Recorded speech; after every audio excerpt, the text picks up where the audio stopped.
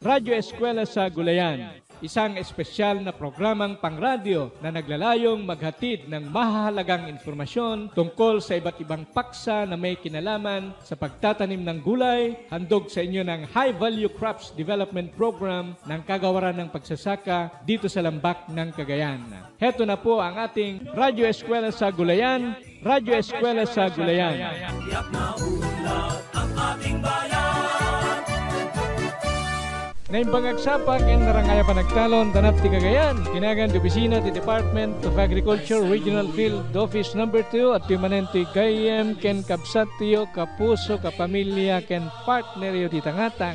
Kasamang Rod Sunigo kung magpablao ken mangyawis manen ti panagkakadwa tayo dito espesyal nga edisyon Radyo Eskwela sa Gulayan dito magsasakang Pinoy. May kawalo alawasen no santo nga nagriro kabsat to'y pag-eskwelahan tayo ti tangatang ket addan magmamano anat nateng anapag giinadalan tayo no kasano dagito yung mapatanor kaskuma titabungaw wenno upo sitaw okra pareya tarong ken tamatis. Kumestante ang rod, dagiti kakaskwelahan tayo, sapay, tanaridam abim maringkwas, iti dayo ti abigat, kas ti karidam, timestra tayo, anak kaumay, dito'y programa tayo, itang oras.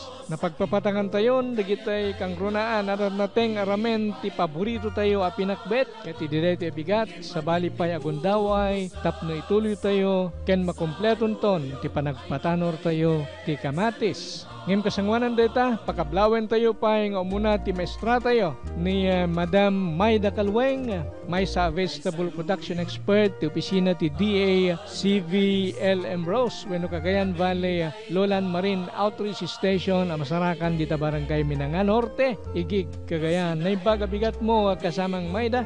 Good morning again, Karot, mga kababayan. Magandang umaga sa ating lahat. Good morning, good morning. Thank you kasamang Mayda. May katlo parang daytoy panag-inadal tayo ti panagpatanor ti tamatis, daytoy ti kunada pangkumpleto apaset. Iti tanta nakadakkelen dagiti mula tayo ken rumormet ten dagiti buselda agbungadan siguro mabalin ti agburas kadakwada ket dinggin tayo pay ti mayadal kada tayo may panggep ti panagburas Mamayda. Wen tatana adu ti bunga ti kamatis tayo so mabalin tayo ti agburasen.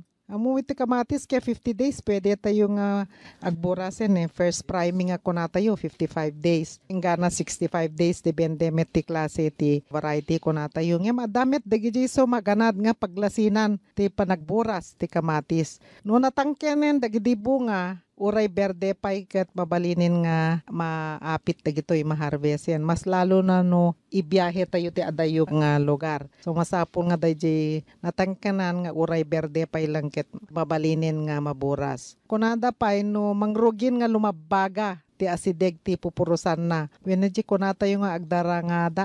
Agdarangidang. Agdarangidangin. Ket mabalinin nga maharvest yung mangrugi nga aglabaga. Malagip ko man kasamang Mayda. Kadagitay ngay agplan-plano nga agkolekta wenno agpreserba iti kayatdang maaramat tong bini. Anyang face wenno anyang tukad ti panagburas iti kasayaatan nga kolektaan da. Tapno mais siguro nga dayjay bini nga kayatdang iset aside ket napintas to. Umuna ka di dating maburas, pagtingaan, wenno di kita maud-udi nga bunga iti tamatis da. Mas may mayat di umuna ng gana da di agtinga. So da di naluom kuman. Naluom ti dapat nga burasen tayo ngem. No hybrid ti mulayo apo, sahang kayo nga gala ti bukelyo para ti sumorono nga imulayo. Masapol nga always nga F1 ti mula tayo. Ti kaslamit lang pagay ken mais day tatano isublim to day di apitian ti maggaputi hybrid nga seeds. Imulam to dayjay F2. Kunada ag-segregate to dayjay no agapit ka kumati 20 tons ti F1 mo. Maka nagapit kan tulat ti maka less than 10 tons pa. Sayang lang jay time kada bunnog mo. So no opimet ta para lang backyard nga kunatayo pang pamilya pwede tayo nga agpatanor ti bukel tayo agala tayo ti bukel tayo. Parte sumorono nga pinagmumula. So dapat no luom ti burasen tayo no para bukel apo para bini. Kasangkapan ng kakabsat nga mapantayo pa kadagiti rekomendasyon ti mestra tayo tapno napintas ti maburas tayo ken sagana nga naimbag dagito para iti merkado. Ababalae nga palagip ti danon mi kada kayo santay nga pumampanaw kadagiti tiradradyo tayo. Radyo Eskwela sa Gulayan, Radyo Eskwela sa Gulayan. Tiyak na unlad ang ating bayan. Isang masiglang umaga po sa ating lahat. Ako'y bumabati sa ating mga masusugid na taga-subaybay dito sa School on the Air, Radyo Eskwela sa Gulayan. Heto po muli ang inyong lingkod kasamang Barbie para sa isang mahalagang anunsyo tungkol sa gaganaping gitnaang pagsusulit sa Radyo Eskwela sa Gulayan. Nais ipaalam ng ating palatuntunan sa espesyal na edisyon ng Radyo Eskwela sa Gulayan dito sa Magsasakang Pinoy tungkol sa gaganaping midterm examination o gitnaang pagsusulit. Ang nasabing pagsusulit ay isa sa himpapawid sa araw ng Miyerkules, petsa 27 ng buwang kasalukuyan. Ang pagsusulit na ito ay kinakailangang lahukan ng lahat ng mga rehistradong farmer enrollees dito sa kasalukuyang ginaganap na paaralang panghimpapawid dito sa ating Radyo Eskwela sa Gulayan. Ang gitnaang pagsusulit ay isa sa mga criterion o saligan sa pagpapasya o pagpipili sa mga hihiranging 10 kikilalaning most outstanding farmer enrollees o mga rehistrado at pinakabantog na magsasakang sumali sa nasabing School on the Air o Radyo Eskwela. Uulitin po na mahalaga ang paglahok ng lahat ng mga rehistradong mag-aaral sa nasabing pagsusulit para maisama sila sa mga pipiliing outstanding farmer enrollees. Huwag kalimutang lumahok sa nasabing pagsusulit na maisa sa himpapawid sa araw ng Miyerkules, petsa 27 ng buwang kasalukuyan. Maraming salamat po. Diyos sa gina at maraming salamat kasamang Barbie. Iti daytang anunsyo. Ulitin mi kakabsat kas sa inyo na unay ti anunsyo. Nasken unay ti panakipartisipar tayo a rehistradong enrollees. Dito pag-eskwelan tayo tinasao a midterm examinations. Gaputo dakkel ti puntos. Asakop daytoy tapno mairaman tayo kadagiti pagpilyan ti makunko na 10 most outstanding SOA graduates. Laglagipen nga ron ama ipatangatang to tinasawang examen inton Miyerkules iti daytoy alawas. Tulong sama-sama. Ket makadkadwa tayo palaeng ni Ma'am Maida Kalueng tapno ituloy na iti panangyadal kada tayo ti napintas nga aramid nga panagburas ket no kasano nga mairamid nga nasayad ditoy adalan na tayo manen ni kasamang Maida. Alright, Karot. Ituloy tayo daytoy nga parte ti pinagburas no nyapay dagiti wagas nga aramiden tayo no agburas tayo ti bunga ti kamatis tayo. Tapno napintas met lang ti langa ti bunga ti kamatis nga ilako tayo, masapul nga rod nga bugwan tayo met dagitoy. Ti danom wenno punasan tayo lang tinalamuyot nga lupot. Agsort tayo met wenno paglalasinin tayo dagiti bunga depende iti kadadakkel ken kolor na kasi no sinort mo daytoy ti by size na nga tu ti presyo depende ti kadadakkel kasi no assorted nga kuna tayo bakan tulad ta barbaratenda sa nagdugyot dagiti ilako tayo hanga nalinis kuna tayo ket barbaraten tulad ta dagiti komprador nga kuna tayo. So masapol nga paglalasinin tayo nga rod ti bunga ken ikaten tayo metten dagiti bunga nga adda dadael na. So masapol nga ikabil tayo met dagiti bunga no intayon to aglako ikarton tayo wenno nagadumet ti plastic crates so masapol nga i-plastic crates tayo sakbay nga mapantayon to nga ilako jay palengke wenno plaza wenno sa dinuman nga paglakwan na po. So dagitoy dagiti wagas nga aramiden tayo ti panagburas ti bunga ti kamatis. So dagiti kakabsat ti saan tayo kumang liplipatan tapno mapatanor tayo nga nasayaat ket no madanon metten ti panagbuburas maburas nga na estilo ti apit tayo nga bunga iti tamatis. Ket sumaruno, importante dito gaputa ditoy nga topiko ti pakaamuan tayo ti level iti gastos ken kaado iti ganansya tayo no nagaget tayo nga agmula iti tamatis. Ket ditoy kakabsat ti iadal kada tayo, ilalawag kada tayo ni Engineer William cost and returns analysis iti panagpatanor ti tamatis. Day target it dento ni Engineer Cantillo nga itaket kasangsangpet na unay kakabsat tapno may grupo kada tayo kalpasan laeng dagitoy apalagip. Radyo Eskwela sa Gulayan, Radyo Eskwela sa Gulayan. Tiyak na ulat ang ating bayan. Gayem, parikot mo kadi dagiti kalamidad at tinawan amang dadaal kadagiti mulam. Pues, adtuyan ti solusyon. Ti 5 into cropping scheme, when maminli maapanagtalon iti lasod ti duwatawan. Posible gayam. Naiplano ti panagmula tapno mailisi dagiti raep kadagiti didigra akas iti bagyo. Layos, lamiis ken tikag. Mangted pa iti gobyerno iti nananay at tulong a technical ken financial, kas tamat iti panakapartuat dagiti bini apang bakal kadagiti dakes akas sasaad ti panawan. Resistant iti tikag, layos, lamiis ken peste iti pinagayan. Makipartisipar ken makinangga iti 5 into cropping scheme tapno manamnama ti balaygi ti Rice Self-Sufficiency Program ti gobyerno. Para itinananay nga impormasyon, makiuman kadagiti kasitgan nga opisina ti NIA ken ti Department of Agriculture dita lugaryo. Agtignay kan gayam, itan! Tulong sama-sama. Heto na po ang ating Radyo Eskwela sa Gulayan, Radyo Eskwela sa Gulayan. Tiyak na ulat ang ating bayan. May subli ka na tayo, ti programa tayo, Radyo Eskwela sa Gulayan, at ti pala yung ti kabsat ko ti tangatang kasamang road. Agyaman tayo met, iti duang guest lecturers tayo, itang oras nga isuda da Miss Maida Caluen ken Engineer William Contillo. Mapantayo nga rodan ti paset, apan nakakwenta ti gastusen, ken pastreken ti panagpatanor ti kamates, nga ibinsa-binsa ka tayo ni Engineer William Contillo.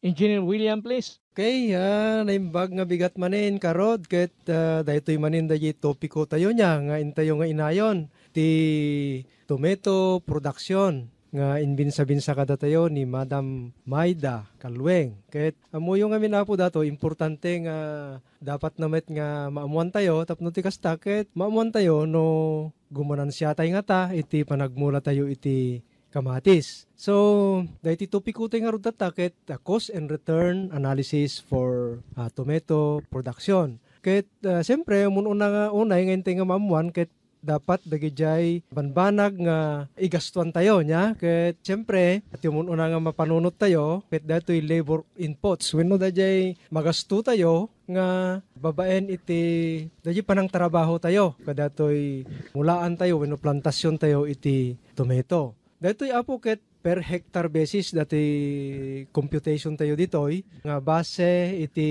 panangadal dagiti kakadwa tayo nga technical experts ket dagiti sumaganad kakabsat iti magasto tayo ket no kitain tayo ti labor inputs na iti may sang hektarya ket kung ibasa kada kayo nya datoy naduma-duma nga kasapulan nga trabahoen umuna ket dati panagisagana iti seedbed wenno seedbed preparation nga iti may sang hektarya ket masapol tayo iti seedbed nga at least mga 5 nga piraso nga agatidog iti 10 nga metro. And then no intayo isagana siyempre nandyan po yung leveling at saka yung pulverizing. Dahil panang papino tayo, iti seedbed tayo nga pagmulaan, when pagbunubunan tayo. At saka siyempre, adadta iti panangilaok tayo, kadagiti dapat nga ramen, tapno ti kastakit na pintas iti panagtubo dagiti mula tayo,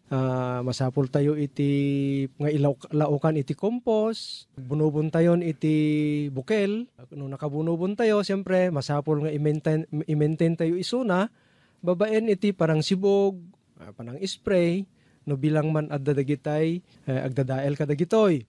Ken may sapay adda pedajay activity nga bayat nga ingka alalagaan dati seedlings mo ket adda dajay pricking nga kuna tayo nya i-prick tayo yakar tayo kadagiti wenno i-transfer tayo dagitoy nga napuskol nga seedlings kadagitay pots nya nga mabalin tayo nga pagiyakaran. At saka siyempre, after that, dati kung kuna tayo nga hardening.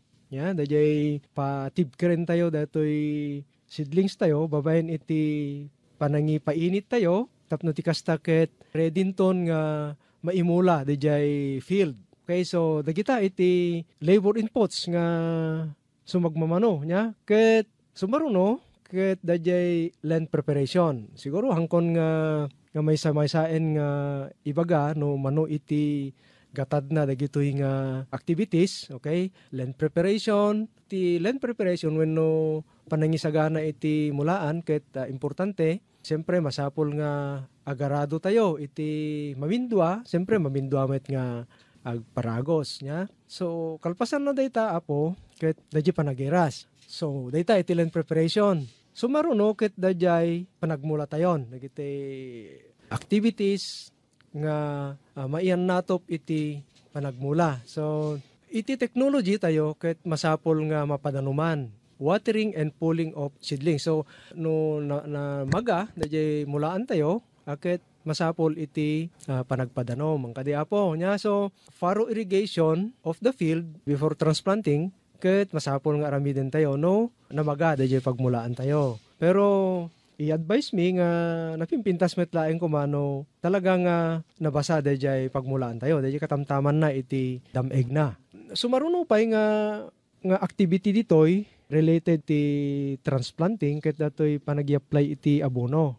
Okay, so dadta dayay basal fertilization nga kunan ni Madam Mayda itay wenno panag-aplikar iti organiko nga pataba nya basal fertilization. And then agmula tayo ng kadiapo nya.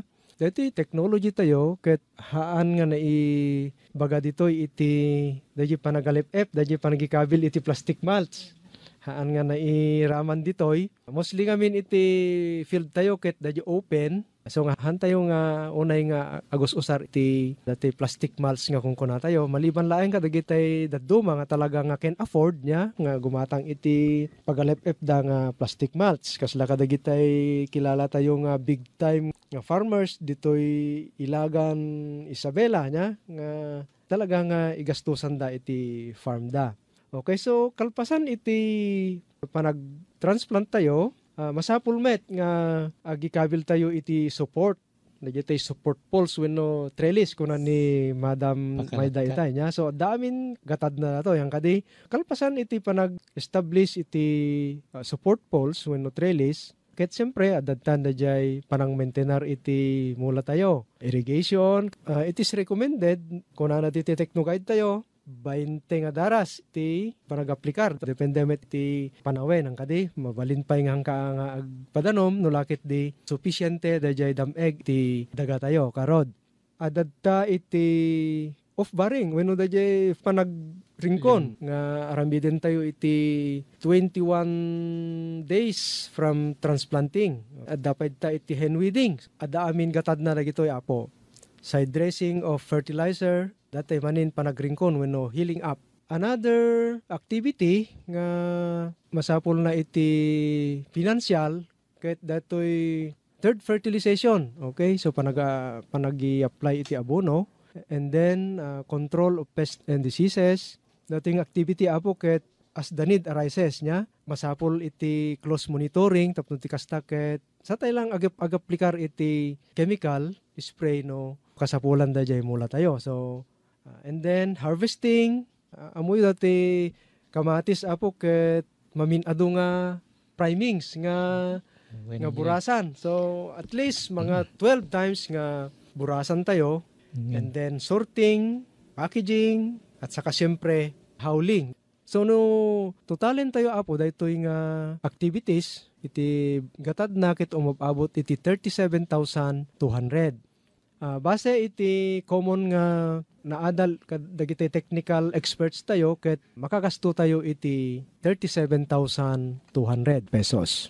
So dagiti apo iti labor cost. Ket karod iti sumaruno ket datoy material inputs nya nga siyempre kasapulan tayo iti bukel dati technology tayo nga nakakabil ditoy ket OPV wenno dati open pollinated variety. Ket siyempre no hybrid nangin ginamit iti ikabil tayo nga cost na ang kadi apo as needed dati fertilizer dagiti organiko nga at saka inorganiko nya. So urea or ano nyaman dagitay required iti technology tayo. Depende iti soil analysis tayo nya. may sapay ket datoy insecticide apo. Ngem kas na ko naktatay, depende iti panakasapol na daytoy. Siyempre hangkamit nga basta nga agi-spray no awan iti sakit wenno peste dijay minulaam iti kamatis apo nya. And then siyempre masapol tayo met iti crudo wenno gasolina. And then datoy trellis, mabalin nga bambo wenno poste. So damit gatad na amin na kita apo nya. Ikan tayo met iti miscellaneous expenses. Iti suma total iti material inputs ket 32,895 wenno 33,000 kunam langanen nya. Plus labor cost wenno labor inputs ket iti total na daytoy ket nasursurok basit nga 70,000 wenno 70,095 pesos. Ket no dagduma ket nainayunan dapay iti dati makunkuna nga contingencies 15% nga iti total labor cost ken material cost ket no ikan tayo ti contingency dayon tayo pa iti nasursurok basit nga 10,000 wenno 10,000 ket iti grand total na dati apo ket 80,609.25 centavos. So datoy apo iti pakasumaan iti magasto tayo. Iti may isang hektarya iti panagpatanor iti kamatis. Ket no mapantayo kitain no mano iti kinita tayo ditoy iti may isang hektarya iti yield potential wenno usual nga maapit tayo iti may isang hektarya ket 25,000 karod. 25,000 iti kada hektarya iti maapit tayo. Ket no intayong baluran daytoy at 10 pesos iti may isang kilo, dati siguro dati farm gate price niya. So, dati 25,000 nga kilos times 10 pesos ket 250,000 apo niya. Very inviting datoy. 250,000 iti gross income mo. Ngem no, i-minus mo dati gastos nga 80,609.25 pesos ket dito iti income mo 169,390.75 centavos. So nakadakdakel niya in just a matter of 3 to 4 months after transplanting ket daytoy iti estimated income. Ket nagngato gayam iti return on investment na daytoy tomato production. Ta umabot isuna iti 210.14% iti ROI na. Okay, so the break-even price ket 3 pesos and Kada kilo. 22 centavos iti kada kilo. Okay, so data karod iti pakabuklan iti cost and return analysis iti tomato. Isumet lagayam ta ado iti Bumaknang. buknang dagitay kakabsat tayo nga agmulmula kadagiti natnateng. Nagdakkel gayam iti maganansya na karod. Aglalo no amuda nga timing engineer di pa nagmula da.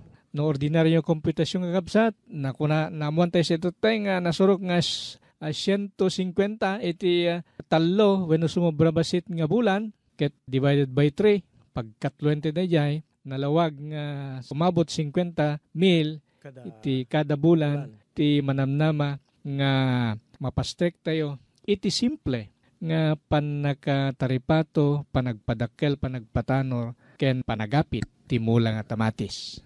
Amom karot ken kawil alam mo dagiti agmulmula ti kamatis nga hanga hektarya hini hektarya dagiti 1,000 square meters lang isu da mismo lagapat aglakon hanga magnati ti middleman so aglako ti instead nga 10 pesos ti mesa nga kilo nay may lako dati 20 nga na 25 so mas lalo nga dakdakkel ti ganansya da kasi nasursuro dalaga pati ag-retailen kasla di misa nga farmer tayo ito'y libag instead nga mapanda nga ilako ti akom-kompra ti lako dala ta di palengkin nga napay 30 so nga mas dakdakkel gayam ti maganansya da.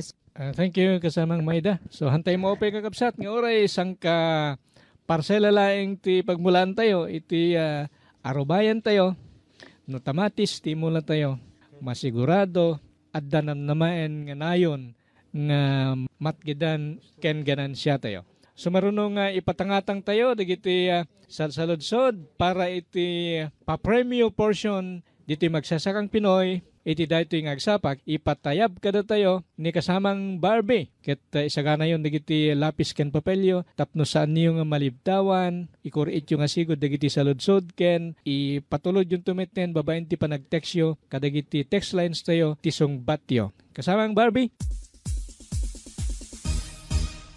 Papremyo mula sa magsasakang Pinoy. Papremyo mula sa magsasakang Pinoy.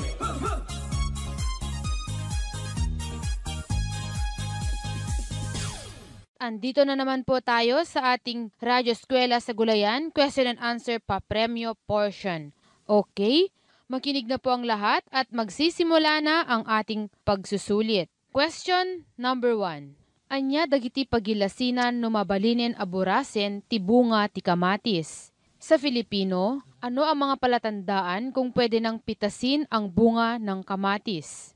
At ang pangalawang tanong, mano a kilos ti mabalin a maapit, manipod ti patanor a kamatis kada hektarya, segun ti panagkalkula ti resource person tayo, ita abigat. Sa Filipino, ilang kilo ang pwedeng maani mula sa taniman ng kamatis na may 1 hektaryang lawak batay sa kwentahan ng ating resource person ngayong umaga.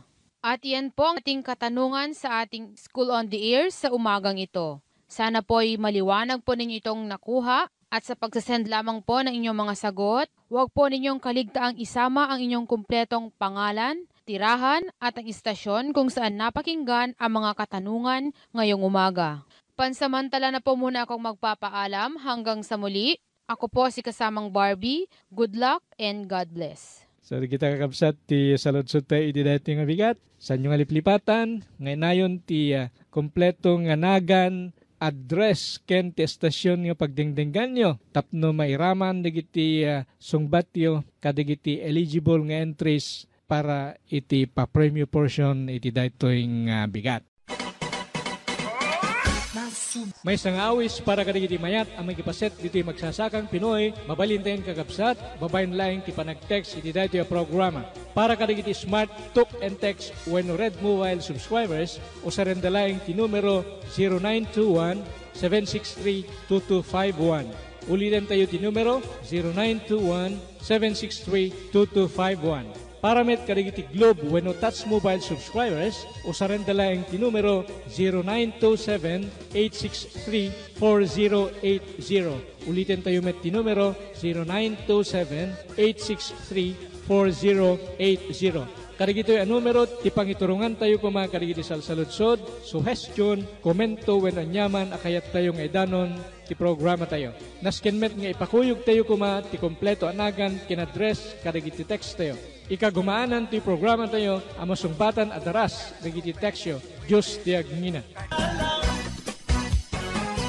Kitagpakadang aruden to'y programa tayo Radyo Eskwela sa Gulayan. Tayo isang kabasit kakabsat nga panag-goodbye ngay dagito'y resource persons tayo. Engineer William, please. Okay, Karod, nalpas manen iti edisyon dito'y Radyo Eskwela sa Gulayan dito'y magsasakang Pinoy. Ket kastan, kayat mi manen iti agpakada kada kayo kakabsat, sapay kumata kankanayon nga dakay kadagiti radyo yo, kada agsapa, tapno ti kasta ket agpapada tayo nga makaadal kadagiti rebeng na ngayon tayo adalen, iti beddeng, iti agrikultura. Naimbag nga bigat tayo amin kakabsat. Mamayda. Again, thank you very much for listening. God bless my dakalweng po. Detimet to'y pag-ami rod suniko. Mangidandanon manen iti nabarang nga kablao na para kada tayo amin. Ket biyag to'y programa tayo Radyo Eskwela. Mabuhay ang magsasakang Pinoy. God bless us all.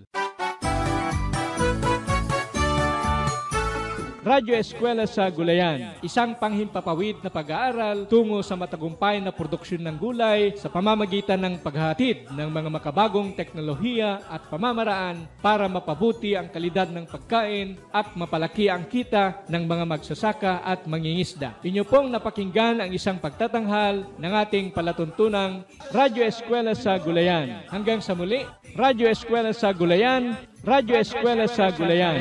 Ating bayan.